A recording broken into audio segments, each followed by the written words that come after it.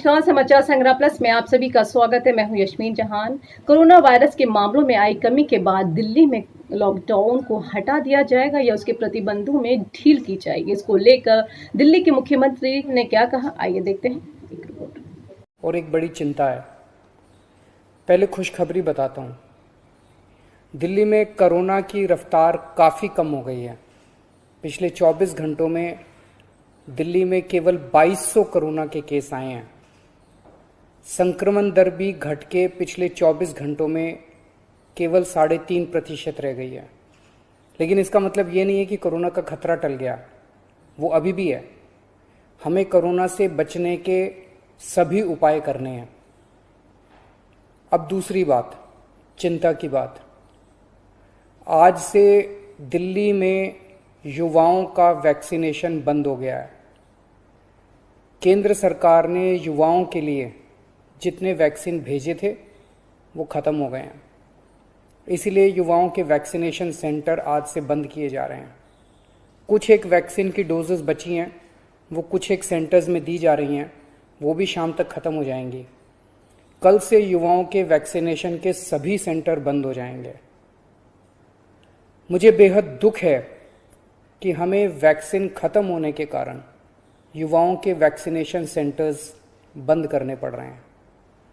हमने केंद्र सरकार को भी लिख के बताया है। केंद्र से हमने और वैक्सीन मांगी है। जैसे ही हमें और वैक्सीन मिलेगी, हम फिर से ये सेंटर शुरू कर देंगे। दिल्ली को हर महीने 80 लाख वैक्सीन की ज़रूरत है, 80 लाख डोजेस की। इसके मुकाबले मई में हमें केवल 16 लाख वैक्सीन मिली और जून के महीने के लिए केंद्र ने दिल्ली का कोटा और भी कम कर दिया है। केंद्र सरकार से हमें जो चिट्ठी आई है कि जून में हमें केवल 8 लाख वैक्सीन दी जाएगी। मई में 16 लाख दी थी, जून में 8 लाख देंगे। अभी तक हम दिल्ली में टोटल 50 लाख वैक्सीन लगा चुके हैं और दिल्ली के सभी एडल्ट्स को वैक्सीन लगाने के लिए हमें 2.5 करोड़ और वैक्सीन चाहिए। अगर इसी रफ्तार से दिल्ली के एडल्ट्स, अगर इसी रफ्तार से हम चले, 8 लाख वैक्सीन हर महीने मिली, तो दिल्ली के एडल्ट्स को ही वैक्सीन लगाने में 30 महीने लग जाएंगे, 30 महीने से भी ज़्यादा। तब तक तो न जाने कितनी और कोरोना की लहरें आएंगी, न जाने कितने और लोगों की मौत हो जाएगी। तीसरी लहर से दिल्ली और देश को बचाने का एक ही तरीका है, कम से कम समय में अधिक से अधिक लोगों को वैक्सीन की सुरक्षा दी जाए। बेड, आईसीयू, ऑक्सीजन, दवाई, इन सब की तैयारी तो हम लोग कर रहे हैं, लेकिन कोरोना के घातक असर से बचाने में वैक्सीन ही सबसे ज्यादा असरदार हथियार है। वैक्सीन की कमी केवल सरकार की चिंता नहीं है, आम आदमी भी वैक्सीन के इस संकट से बहुत डरा हुआ है। कल एक अम्मा का फोन आया, बोली मुझे और मेरे बेटे को वैक्सीन लगवानी है।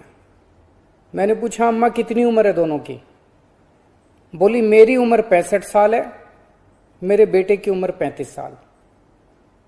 मैंने कहा अम्मा युवाओं की वैक्सीन तो खत्म हो गई, आपको लगवा दूंगा। थोड़ा सोच के बोली अच्छा मेरे वाली वैक्सीन मेरे बेटे को लगवा दे, वो नौकरी के लिए घर से बाहर जाता है, मैं तो बूढ़ी हो गई, उसे तो आगे परिवार भी संभालना है, इसलिए उसका सुरक्षित रहना जरूरी है। ये सुन के दिल में बहुत पीड़ा हुई।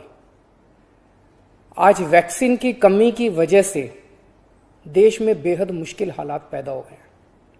अगर देश में किसी पिता, किसी बेटे, किसी भाई, किसी मां, किसी बहन के सामने ये धर्म संकट है कि वो खुद वैक्सीन ले या अपने परिवार के युवाओं के लिए छोड़ दे, तो इससे ज्यादा दुखद बात और क्या हो सकती है। कोरोना से लोगों की जान बचाने के लिए हमें देश में वैक्सीन की उपलब्धता तुरंत बढ़ानी पड़ेगी। इसके लिए केंद्र सरकार को मेरे 4 सुझाव हैं। पहला, भारतीय बायोटेक कंपनी जो कोवैक्सीन बनाती है, वो अपनी वैक्सीन का फॉर्मूला दूसरी कंपनियों को देने को तैयार हो गई है। देश में वैक्सीन बनाने वाली ढेरों कंपनियां हैं। केंद्र सरकार तुरंत उन सभी कंपनियों को बुलाए और उन्हें आदेश दे, उनसे रिक्वेस्ट ना करे, उन्हें आदेश दे कि वे सभी कंपनियां युद्ध स्तर पर समयबद्ध तरीके से वैक्सीन बनाना तुरंत चालू करें। मैं पूरी विनम्रता से कहना चाहता हूं कि इन सभी कंपनियों को अगले 24 घंटे में बुलाकर ये आदेश दिए जाएं। मेरी बात को अन्यथा ना लिया जाए।